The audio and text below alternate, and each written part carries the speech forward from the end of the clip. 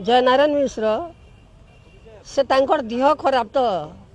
से भूली जाऊछ जे उड़ीसा रे बार बार बार बार से जीती करी हमर संबलपुर रे ताकर माइंड काम नहीं करबार माने बहुत थर हो गला तो माइंड काम नहीं कर हाँ तार मानसिकता खराब अच्छी। अच्छा आपण एक कथा सुनिक आम तो आश्चर्यान्वित हेलु एइथिला कि जे जो दल आज दीर्घ 8 मास पूर्व कहूला ओडिशार अस्मिता कहीकि से सरकार को आसिला सरकार गठन कला सही सरकार जड़े वयोज्येष्ठ वरिष्ठ विधायक आज कहते आम ओडिशा रे रहिबा लागि चाहूनु अलगा हवा लागि चाहूचु ता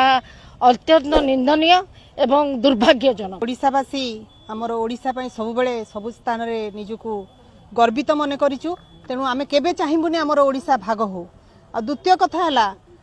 जणे 30 वर्ष राजनीति कला परे तांको मुहरु ए सब कथा बहुत निंदनीय आउ आमे तार दृढ़ विरोध करूछु। जेते बेले कि से जयनारायण जानुछन ओडिशावासी हमर ओडिसा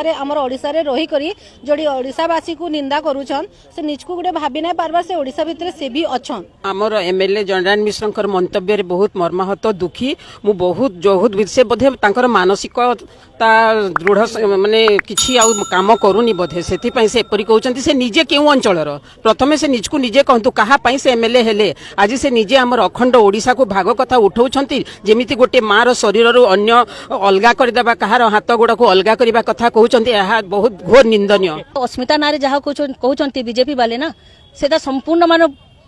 कहबनी संपूर्ण भाव में भूल कहते आज जाए आम बीजेपी को समस्त सब क्षेत्र में सपोर्ट करूँ किंतु से अस्मिता नारी जहाँ भी कहते